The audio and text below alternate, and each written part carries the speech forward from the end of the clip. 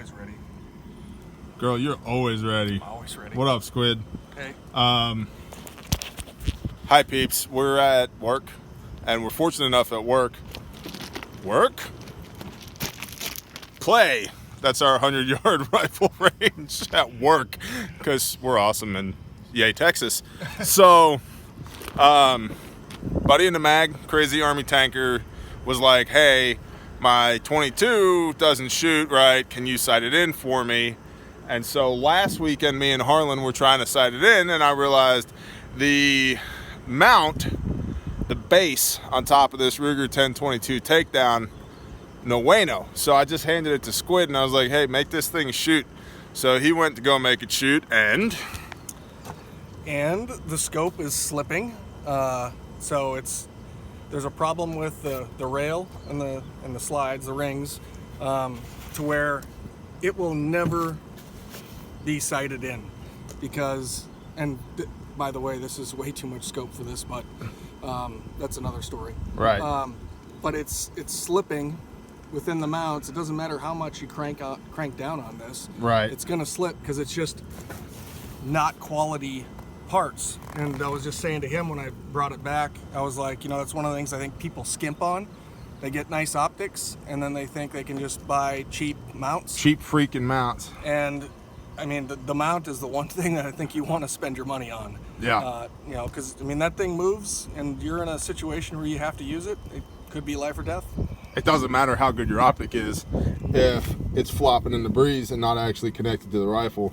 So the other thing about this is, I don't know enough about this gun. This is not my personal gun, but this looks like investment cast aluminum on the receiver, and then it's definitely an aluminum rail and with steel screws.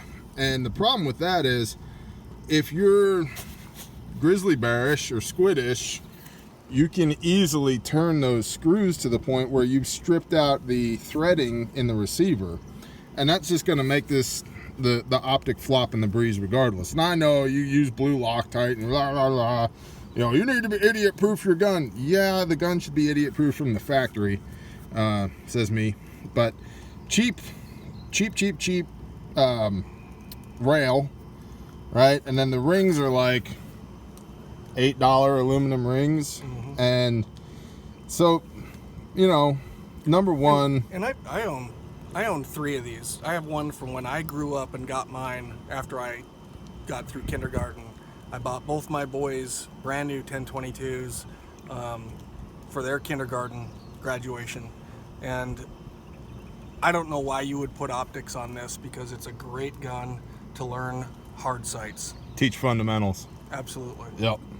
So the moral of the story here is buy once, cry once. He should have spent $20 on the rail and $30 on the ring, spent $50, and instead of the $20 he spent on this setup, now he's got to go spend $40-50 to do it properly. So this $20 is gone. That's trash.